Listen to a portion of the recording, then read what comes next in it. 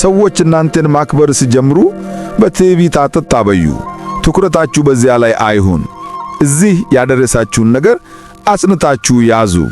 የአምላክን ቸርነት ዘወትር በፊታችሁ አድርጉ። ጽናታችሁን፣ ታማኝነታችሁን፣ ትኩረት ሳትፈልጉ ራሳችሁን የመግለጽ ችሎታችሁን በአግባቡ ተጠቀሙበት። ምክንያቱም ያ ነው የማይቆም የሚያደርጋችሁ።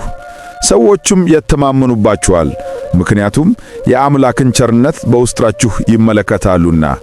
ዝናን አትፈልጉም፣ ትኩረት ለማግኘትም አትናገሩም። የምትናገሩት ጠቃሚ ነገር ስላላችሁ ነው። ለዚያም ነው ስትናገሩ ሰዎች የሚያዳምጡት።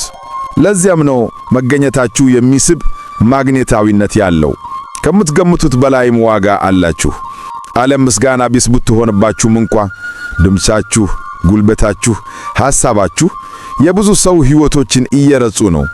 ከዚህም የተነሳ ልዑል እግዚአብሔር በረከቶችን ወደ እናንተ እያቀረበ ነው። የንስሐ ሕይወት፣ የገንዘብ በረከቶች፣ ዕድሎች፣ የበረከት በሮችም ሁሉ በቅርቡ ይከፈታሉ። መሮጥ፣ መድከም፣ መጋደልም አይኖርባችሁም። ከሠራችሁት መልካም ሥራ የተነሳ በአምላክ ቸርነት ይህ ሁሉ ወደ እናንተ ይመጣል።